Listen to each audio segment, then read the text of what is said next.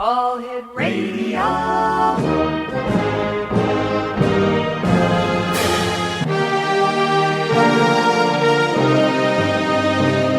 Welcome to the X Zone, a place where fact is fiction and fiction is reality. Now, here's your host, Rob McConnell.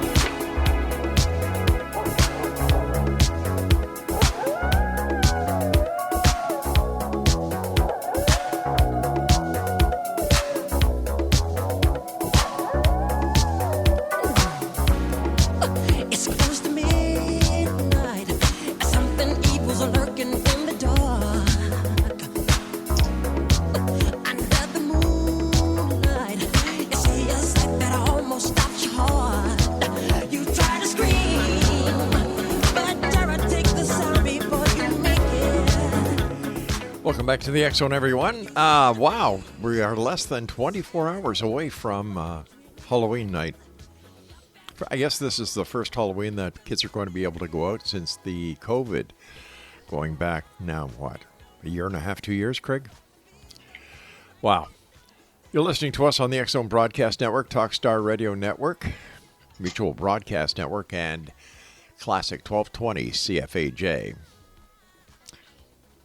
I guess this hour, X Zone Nation, is Cleet Keith, and Cleet never thought he would have thoughts of writing a book, let alone one on the paranormal. He was not someone totally convinced in the existence of ghosts or spiritual hauntings until he started at Greystone Mansion in Beverly Hills. After 22 years and retirement looming, he woke up one night at 3 o'clock with the idea of writing a book about all the stories that he has heard, as well as his own experiences. Joining us now is Cleet Keith, and Cleet, welcome to the X Zone.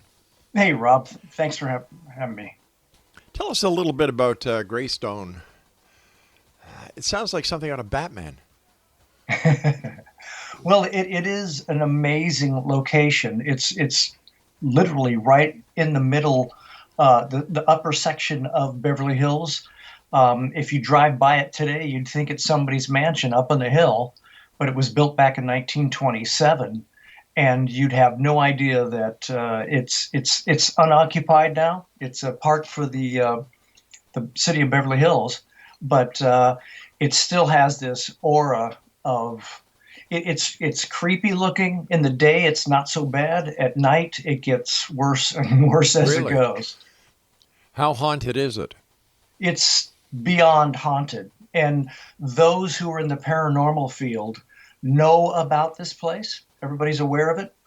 And it's, as you said, I worked there for 22 years, and I had, having written this book, I had over 300 stories. Wow. That I accumulated over just, talking to my friends who said, she talked to this friend, she talked to this friend, and it went on until it was just overwhelming. And as I was writing the book, things were happening on a daily basis. So it never ends.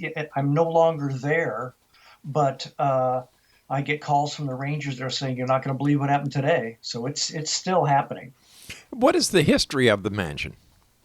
Well, Edward L. Doheny was a man who came out from Fond du Lac, Wisconsin, and he came out to L.A. in the late 1800s to find gold. He didn't find gold, but he ended up with his friend Charles Canfield. They bought a little plot of land near downtown L.A. and started digging because they were told about oil. And they dug down 150 feet with a pick and a shovel. It's 15 stories down. ended up going even further. They went actually, Rob, they went down 450 feet, 45 stories down, and they hit oil. He started bringing up 7 barrels a day, ended up going down to Mexico, buying a huge plot of land in Mexico, hit a 600-foot geyser in Mexico, and became Wow. a billionaire when a penny meant something. And it became the Rockefellers and the Doheny's.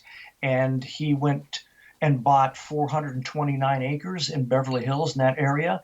And of that 429 acres, he gave his son, Ned, a 12.58 acreage area there.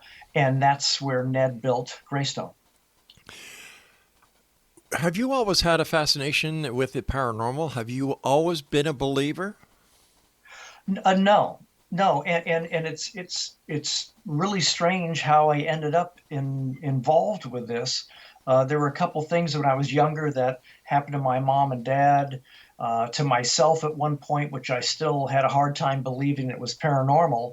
And it wasn't until I started working at Greystone that my first couple days there at Greystone, they told me somebody's filming up there right now. If you want to go look, they were filming a Sprite commercial, and I said, "Yeah, okay, I'll check it out." So I went up there, went through to the West Court, and as I was walking up there, some guy was running out of the building, screaming, "F this place, F this," and ran off.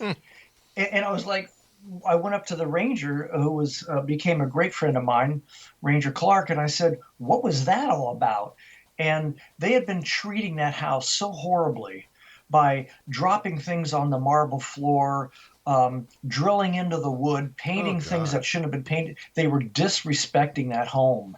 And this one guy was upstairs in one of the bedrooms, wrapping up cable, putting it in like a crate, like those milk crates that they use.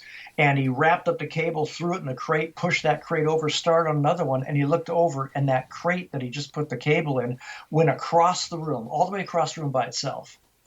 And he snapped and ran out, and he never came back. So that was my introduction, Rob. Now, what experiences did you have at the mansion? My experience, I had one major experience that happened to me. The majority of my experiences were my friends who were mostly rangers, but other people that showed up to the location just as visitors. But the rangers are the ones that have access to the mansion. It's not usually open to the public. So the rangers will have access, and they have to go in to set up events, whatever it may be. And so they are prominent within the home, and they will have those events take place, these encounters. But for me, I was down in the basement, and Ranger Clark was giving a tour to my sister and her husband who'd flown in from Hawaii. And they said, "Hey, we're here." I said, "Okay, I'll get down there as soon as I can." When I got down the basement, and the basement is like beyond creepy, and you go into this area where they have this. They used to have like a cooling system, which was a water cooling system for the house, and a huge. Like a burner in there for coal and all that stuff. So he was down there telling them about how all that works. And suddenly there were these huge 3 knocks, bangs against the wall right next to me. And it was really loud. And I jumped and I looked and looked at Steve and said, "What was that?" And he goes, "I don't know." And I said, "Well, are you doing this because my sister's here?" He goes, "No, I'm not doing any." I said, "But what was that?" And I said, "Get Dan, this other ranger, my other buddy, get him on the, I want to see if he's here." Calls up Dan, he's at another park, and Steve said, "Look, you've always wanted something to happen. It just happened, and now you're acting like it didn't happen." So it was really frightening. Down in that basement, man, there's some things that happened down there that were just beyond creepy, really creepy. So what other kind of experiences have the rangers as well as guests in the mansion? What kind of experiences, encounters have they had? Well, I mean, there are, obviously a bunch of stories that I've written. We have, like, in essence, I don't know if you know the background or the history of the mansion, but the one thing that took place, the place was being built. It started in February 15th of 1927, and by September of 28, the family, Ned and his wife Lucy, his daughter Lucy, and their 4 boys were able to move into that home. And that's in, like, you can't even get permits today in that amount of time. Well, they moved into the home, and that's in September 28. 4 months later, February 16th, 1929, Ned was dead in the house. Oh, no. And yeah, so he had a secretary, Hugh, that had been friends with him when they were younger, that had come on, and he was his best friend, and he was working for Ned. And there was an argument on the night of the 16th with Ned and Hugh, and they'd been drinking, and it was over oil in a trial called the Teapot Dome scandal that was coming up. And we don't know specifically what took place, but we know that shots were fired. Ned was lying dead in the south guest room, and Hugh was lying dead on the outside of that room, right in the hallway there. So the question always becomes, Rob, is why did this take place? Was it because they were just angry at each other? Was it because the property itself was probably Indian property at some point, and it was cursed?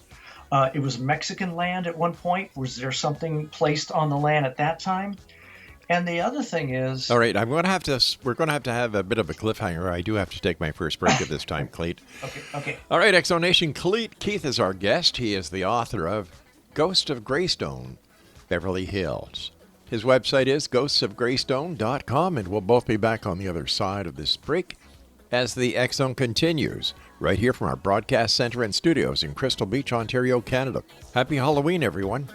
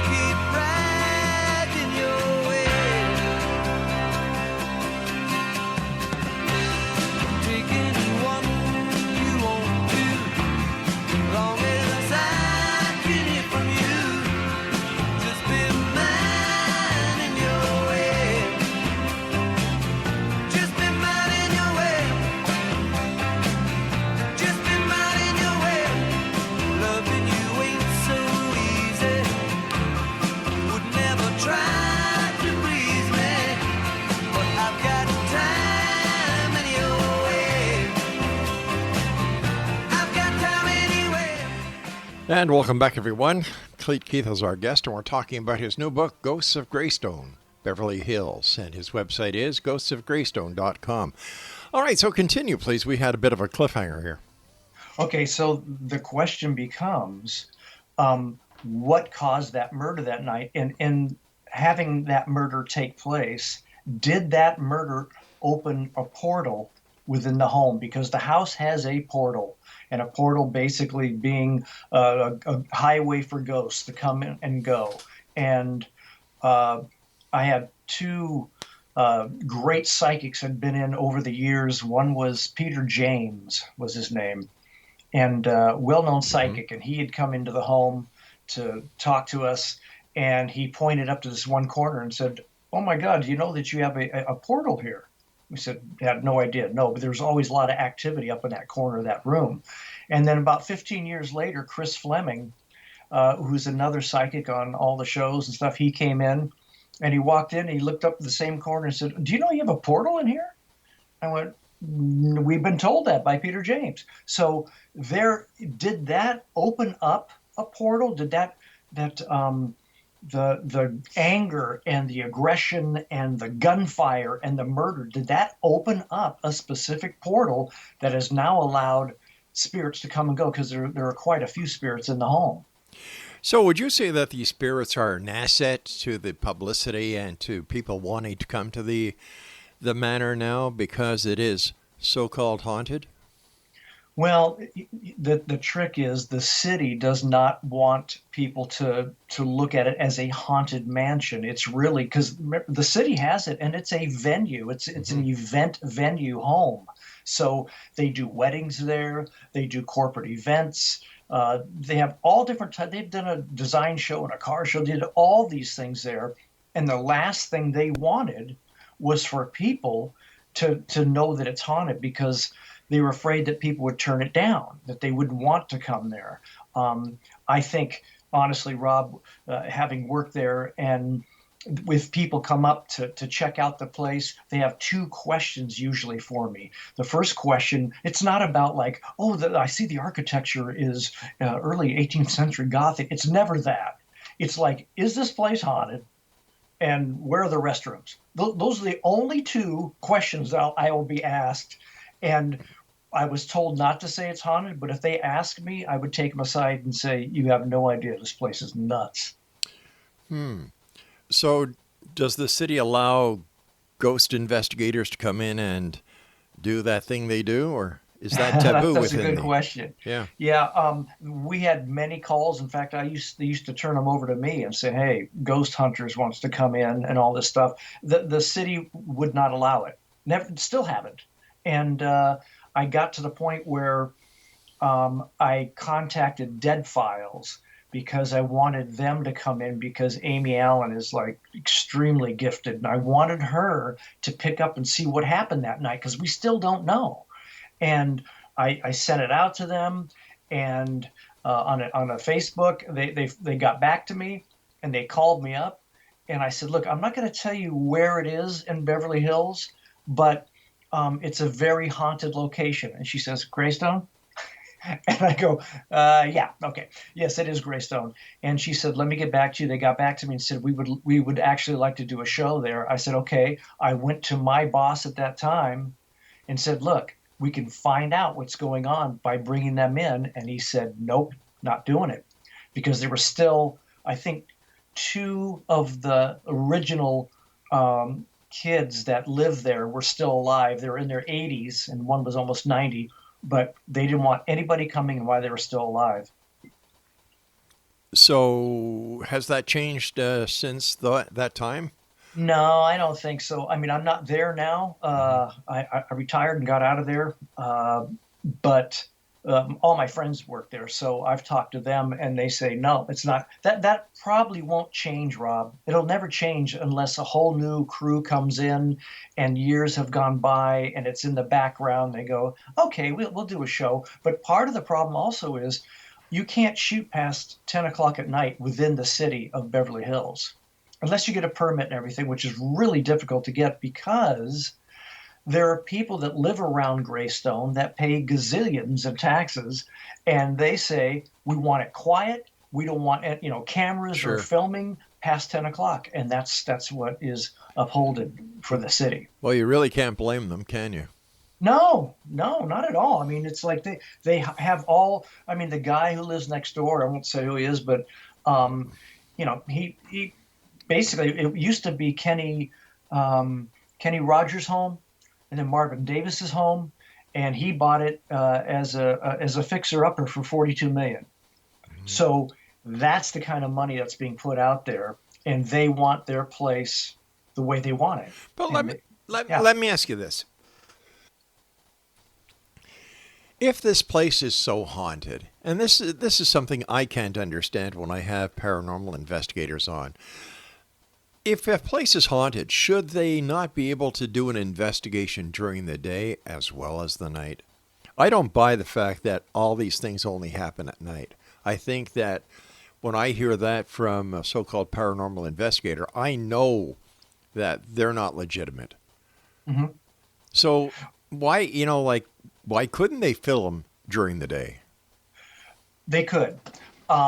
There's no question that they could come in. It's really a stance by the city saying we don't want people in there. I see. While the family was still alive, but now they have passed, and it's like, well, what about bringing them in now? And their stance is we don't want to pull. We don't want something on the air talking about how haunted this location is after spending. I mean, they just spent a lot of money on they have a theater there that's there, and I don't know if you ever seen the film There'll Be Blood. Did you ever see that? No, I haven't. Yeah, it's with Daniel Day-Lewis, and they shot there. It's very well known. There's a bowling alley down below the theater, and that was used in the final scene of the whole film. It's the climax of the whole movie, and they're fine with that. They just don't want haunted stuff, saying if you go there, you may see this kind of ghost or that kind of ghost. They don't want it. They're just not going to do it. Well, you know what? I can understand it because not everybody's into the ghost thing. That's true. Yeah. And Rob, I had a point where they actually put me with this woman Sarah to work the weddings up there, and she looked at me and said, "Do not talk about the ghosts. We're trying to get people in, not out." And I said, I got you. But just like you said, I would have a couple come up, fiance, and they would say, "Is this place haunted?" And then I'm stuck. I'm like, "Why do you ask?" That's what I would do to see where their head is at. And they go, "Well, Right. if it's haunted, we don't want to be here." I said, "No, it's not haunted. Don't worry about it." But other people, I had a couple that came up and they said, "Is this place haunted?" And I said, "Why do you ask?" She goes, "Because that's why we want to do our wedding here, because we heard it's haunted." I said, "Well, then you're in good shape because it is haunted." They went, "Yeah." They were really excited about it. So you never know. So besides the mansion, do you go out and do any ghost hunting, or do you go out and research other locations in LA and Beverly Hills? I don't. I never wanted to do this in the first place. It's just that if you're there, things will happen. And after 22 years and listening to all the stories, I just decided, what I'm going to do? I'm just going to write down what I know, all the things that I've heard. Yeah, but people are going to read the book, and is this your way of getting around the city ordinance?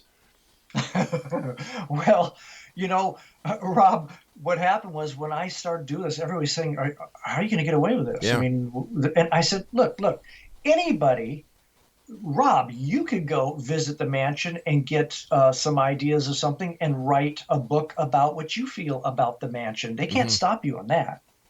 I was concerned that there were so many stories in it. The book is 520 pages, and it's Wow. all filled with just stories. And so that people literally told me that I interviewed.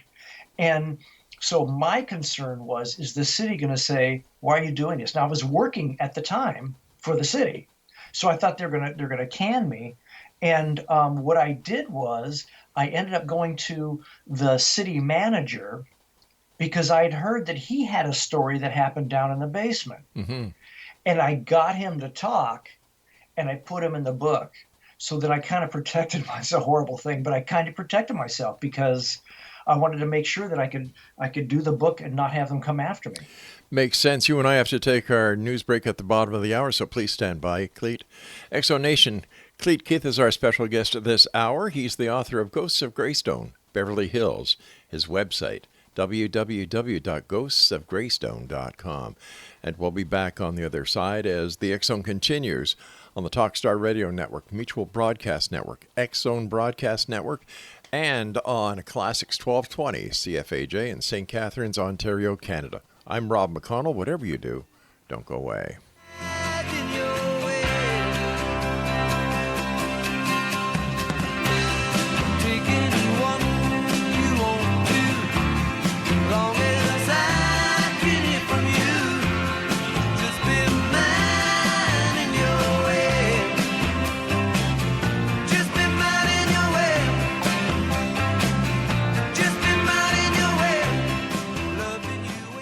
You were a pumpkin. I was a pumpkin, a big orange pumpkin. A big orange pumpkin. And were there a lot of children out there?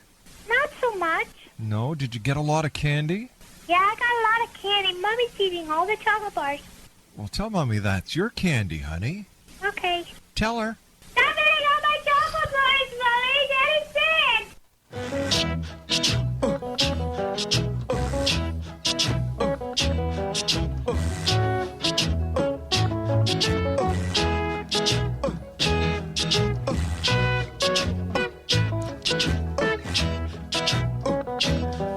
In the summertime, when the weather is high, you can stretch right up and touch the sky. When the weather's fine, you got women on your mind. Have a drink, have a drive, go out and see what you can find. If a daddy's rich, take her out for a meal. If a daddy's poor, just do what you feel. Speed along the lane, you can dine or return at 25. When the sun goes down, you can make it big and good and lay by. And welcome back, everyone. Cleet Keith is our special guest this hour. We're talking about Cleet's new book that gets released on Halloween Day. The name of the book is Ghosts of Greystone, Beverly Hills. Can you give us, let's say, 3 of your most favorite stories in the book? Okay, yeah. I have a great story of a friend of mine, Steve Clark, which we talked about earlier. There was a woman named Mary Nichols who's a very well-known photographer, and she does work for Architectural Digest and those type of magazines. And we had done a design show, and all these designers came in. They chose a room, and they're able to design that room. Then we'd bring the public in, and they could look at it and see if they wanted to, purchase anything within the room or have them come over and design their house. It was a big to-do. And so Mary was asked to come in and take photos of each room. And she said that she hated coming to Greystone because she knew she'd had situations where she knew it was haunted. Things happened to her. Things were, her batteries were drained. There's a switch, a certain type of switch that for her lights that literally would switch off. You could watch the switch move and go off. And it happened constantly to the point where she said, you've got to stop this. If you don't stop this place, we're trying to raise some money to redo the electrical here. And if you keep doing that, and I can't get these photos to get them out for people to raise some money, then this place may burn down and you won't have another place to stay. And it stopped. So that ended that paranormal thing for her. And so that night, Steve Clark came in, and he was going to go down to the basement to shut off some of the lights. It was 9:30 at night, and back then you had to go down into the basement to this huge old 1927 panel that had these big shifts, these handle shifts on it, and switch them down to shut them off. So he went down, and this is in the dark. Remember, this house is really dark at night. He went down this staircase. He goes to the door. He opens the door. There's a cage there, a metal cage that you have to unlock with a lock. And he takes his keys out, and he hears from inside the basement this growl scream that he said sounded, it wasn't human, but it wasn't animal. It was in between, and it screamed at him. And he had been told by an investigator before, don't automatically assume that it's paranormal. It could be something else. So make sure you try to verify. Yeah. So Steve, who just was so shocked and afraid, stood there and said, if that's somebody in there, do that again. And it went, it came out even louder, and he ran up out of there, ran into the main hall, the grand hall, and there was Mary taking photos, and he just snapped. And he's the senior ranger, and he just snapped. He ran up to her and said, where were you? She was with her lighting guy. You were just down in the basement, weren't you? You were in the basement. And she goes, no, we were taking photos here. You're telling me you weren't in the basement? She goes, Stephen, what's wrong with you? You had to be down. He just snapped. And he said, well, let's hope it's human and not something else. Get out. Everybody get out. So he not threw them out, but escorted them out, called me. I lived down the street. I came there. I met with Steve. He was really shaken. And by the way, he was shaken also, Rob, when I brought him back to the mansion to tell these stories. You could see he was reliving it. And the fear in his face as I brought him down to the basement is still there, still palpable. And I went down in there he goes, I don't want to go in. I said, I'll come with you. I'll come with you. Went down the steps, went to the gate there and I said, you scared my friend, scare me. Come on out. You scared my friend, you scare me. And nothing happened. Nothing came forward, whatever. And he looks at me, he goes, I swear I'm telling the truth. I said, Steve, I can tell you're telling me the truth just by the way you look. that was a really frightening situation for him.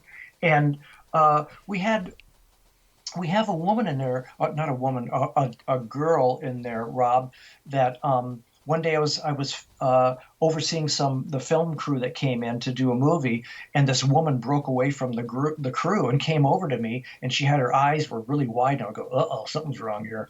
And she said, is this place, haunted? And I go, no, I didn't want to, I couldn't say anything to her. I said, why do you ask? She said, because ever since I was a little girl, I could see, hear, feel, sense spirits. And when I walked in here, I looked over and this little girl ran at me and said, my name is Emily. It's Emily. My name is Emily. And she looked at this little girl. She saw that the crew wasn't reacting. And she said she walked away from the crew around a wall and turned to her and said, okay, your name's Emily. Don't do this to me. Stay away from me. Do not do this to me. So she said, so my question is this place haunted? I said, yes. Did a little girl die here? I said, yes. What was her name? Emily. I said, we don't know. She goes, it's Emily. And ever since that day when I've been in there, I say, hello, Emily, how are you doing? And then I start working on this book, and I find this guy named Glenn Gregory, who used to be a counselor for the Catskills camp that we had there. And he said one morning he came in, and he parked his Jeep by the firehouse that's right off the mansion, went upstairs, got his clipboard, came out, looked across from that balcony across to the balustrades and the top of the recreation wing. It's probably about 100 feet away, 50 feet away. And he sees a little girl standing on the top of the roof, all in white dress, looking at him. He's like, he goes, I was going like, first of all, how did she get in the park?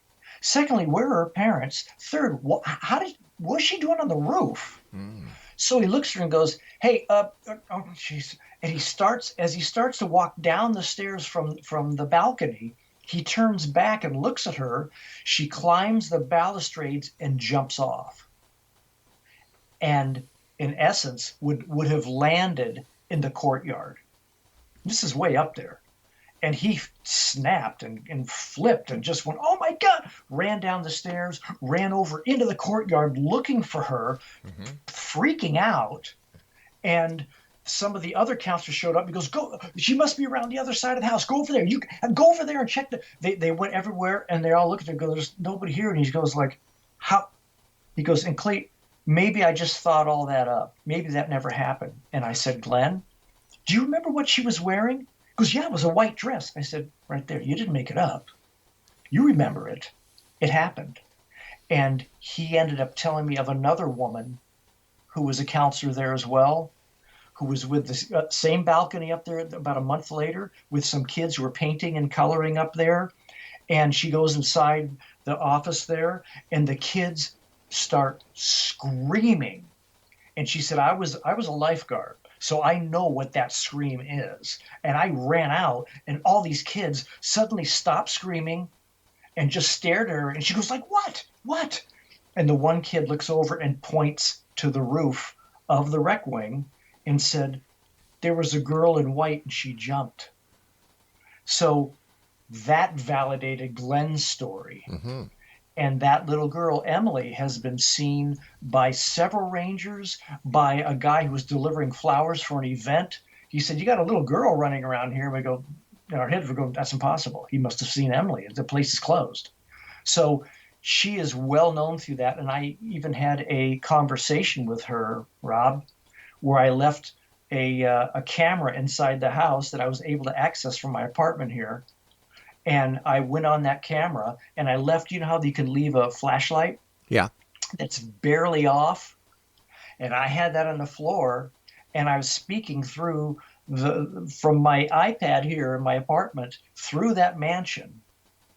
And I saw the light come on, and then it went off, and I said, Emily, turn it on one more time, please. Boom, the light comes on. I said, thank you. Can you turn that off for me? Light goes off. I had like an 8-minute conversation with her. Did you record that? Yes, I did. Wow. Yeah, and it's astounding. And it's like she was in there, and I would ask her, "Do you have friends in the house?" Light goes on. I said, "Oh, good, good. You got turn that off, honey. You got it. Perfect. There you go. Um, you know, do you know what year it is? All that stuff." So it was fascinating, really. And she's still in there. When I left, I left some flowers for her in her room. Ah. All right, you and I have to take our final break. Exonation Cleet Keith is our guest.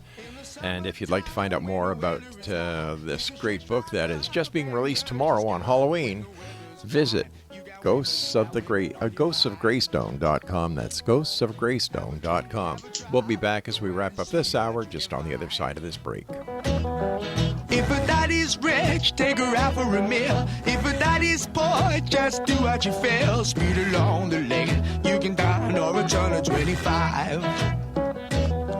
When the sun goes down, you can make it good and live by. We're not great people, we're not dirty, we're not mean, we love everybody.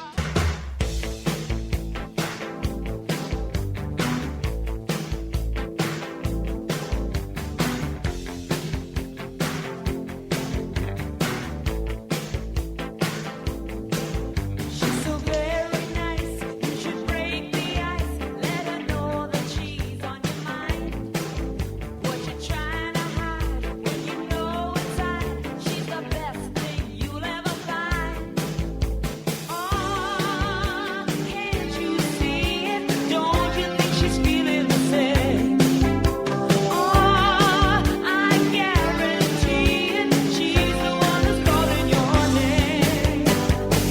Should hear how she talks about you. You should hear what she said. She said she would be lost without you. She's out of her head, out of her head. You should hear how she talks. And welcome back. Halloween is tomorrow, so to all the kids out there, please be careful. Moms and dads, make sure your little ones are nice and warm and that they take safety precautions. Give them a flashlight to carry. That's always a great idea. And make sure that there's an adult with them. We have to be careful, no matter where you are. Safety first, my friends. Exonation Cleet Keith is our guest. His book is entitled Ghosts of Greystone, Beverly Hills. And if you'd like to find out more about Cleet, visit the website ghostsofgreystone.com. We were talking before about the photographer who had issues with her camera equipment, and they were there to raise money for the electrical in the mansion. Am I correct? That's correct. Yeah. Is it possible that a lot of or some of the paranormal activity that is being experienced could be caused by faulty electrical impulses, especially when it comes to cameras? Because if there's an electromagnetic field, that would definitely bugger up the electronics in a camera. Yeah, I don't think so in this case. I mean, and as a matter of fact, they actually did redo the electrical in that home. It cost close to $1 million, and they rewired 10 miles of wire. Wow, that's a lot. Is that crazy? So, no, the fact that she was having trouble is something that she's never experienced. And the moving of the switch, it's an actual physical switch.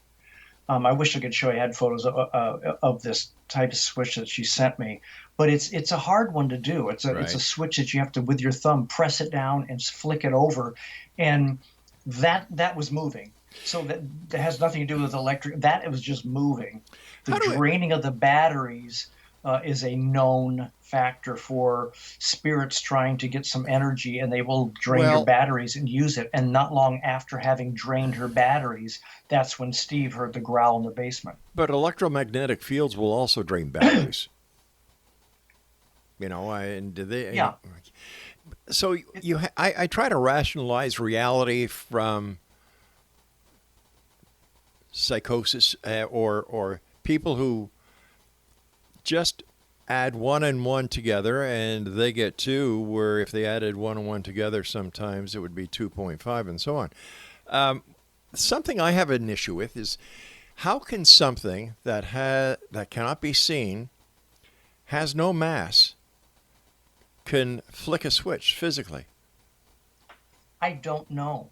And that is not uncommon, Rob. And it's how can something that has no mass with no voice box speak? So we had many instances of that. One, there was a ranger who was brand new, who was told at some point you're gonna have to close by yourself, and they're like, yeah, okay, because nothing has happened to them. Well, this ranger Patrick, he was left by himself to close up. He started turning off all the lights in the mansion. Remember, this mansion, just so we know, is 46,000 square feet. It's 55 rooms. Wow. 67 altogether, meaning walk-in closets and things. It's huge. So when you do an event or something, a lot of lights are turned on. So part of his job was to go turn off all the lights, and he did all through the bottom floor, the first floor, went up the second floor, did all the second floor, and came on the second floor to Mrs. Doheny dressing room. And he walked in there and looked and checked, turned off a light, and as he was standing there looking to see if there's anything else on, he said he heard a voice in his left ear say, "You missed one." And he said he just froze and then turned around, saw nobody was there, turned back and went, that didn't just happen. No, that couldn't have happened because she didn't die in this room. Well, you don't have to die in that room in order to be in that room. So that was his frame of reference. So it couldn't have been her. And he's like, no, okay, I'm cool. That didn't happen. And he turns off that light, starts to leave, and he looks over, and in the daughter's room, a light was left on.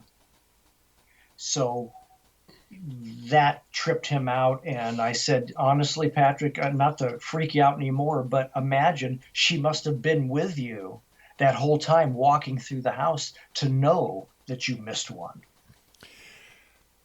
Besides the people who work there, have any of the guests at events reported paranormal activity?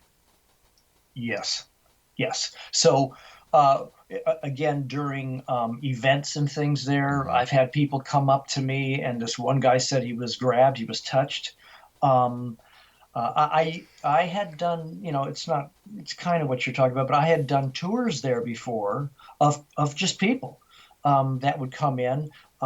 Sometimes they would say, "Would you do a ghost tour?" And we won't tell anybody. And I would do a ghost tour, and meaning, with all respect, and I say that before I go inside to everybody. I said, this is their home. It's not ours. There is no joking around. It's all respect for the spirits that are inside. And we go in, and I will just say right here what this woman saw, here what happened there. But during those tours, many times I had people touched, whispers in their ear, and I even had one guy who was jumped, in essence, had an attachment and took it home with him. And good things did not happen after that. So it is possible for people to come in and just walk around, be within the home, and actually have an experience where, like I said, the guy walking in with some flowers one day for one of the shows, placed them down, looked around, saw this little girl running around. He said, "Who's the little girl in there?" Yeah. So it can happen. Why don't you exorcise all the ghosts, get rid of them, and solve all the problems? Well, I don't think it's that easy, to be honest. I know for a fact that up in the, there is that portal, so they can come and go. Maybe you can close the portal. There is and I was told by Chris Fleming, who's very good at what he does, that there is a demonic spirit up in the attic, and he goes from the attic into the basement. And he said, and that's what your friend heard. So when Chris Fleming and I went up there, I took him up there, we walked around, and we went into one of these doors that leads to the catwalks that are up there, a huge amount of catwalks in the very top of the house, so that they could go in there and fix lights and things without doing it inside the house. They would pull up the lighting the in essence the lamps and things that were connected by chains so they could pull them up and work from the ceiling. And we went in there, walked inside, and he stepped there and stopped and looked at me and said, "You've got a demon in here." And I never say that. And I said, "Okay." In my head, I'm going like, well, you can say that, but it doesn't mean there's a demon in here. And when we walked in, he turned on his recorder and said, "I know you're in here. Not only do I know that you're the bad spirit that's in here, but you're the spirit that's been scaring all the good spirits in here. What do you think of that? But you don't scare me." And he turns it off, plays it back, and the word that came out, screamed out of that recording, was in essence a-hole. That's what it said, screamed at us, only the full word. And it was chilling. And then this, as I said, "You know what, let's get out of here." And this other girl who was with him turned on her recorder and said, "Well, then you must take Jesus Christ as your Lord and Savior." I go, no, don't do that. Don't do that. She plays back her recording, and it says the F word, screaming the F word. So it's not that easy to get rid of. I had somebody come in, Patty Negra came in. And she's very well known, and she did like kind of a blessing and sage and all that stuff. It's not. You need like somebody like Amy Allen on Dead Files to come and say, "Here's what you need to do to clear this home." Yeah. Yeah. All right. I want to thank you so much for joining us tonight, and continued success. And well, Exo Nation, you've heard it. Visit the website. Send me your comments. Are you a believer or are you a skeptic? Exxon at exxonradiotv.com. Now, I'll be back on the other side of this commercial break with the news as we continue here in the Exxon from our broadcast center and studios in beautiful Crystal Beach, Ontario, Canada. You know, I have to wonder. I really have to wonder about certain people who, you know, he was kind of saying that the city didn't want him to do things, but he did them anyway. So I don't know. Plus the psychics that he mentioned, I have no faith in all in, but that's just me. Von Prague? Nah, fake. You know, it's all for money. It's all for glitter. It's all for show. Interesting how he was telling that even though he wasn't supposed to be doing it, he wrote a book about it anyway. On a scale of 1 to 10, I give credibility of 2. This is the X-Zone. I am Rob McConnell. I'll be back on the other side. Whatever you do, do not go away.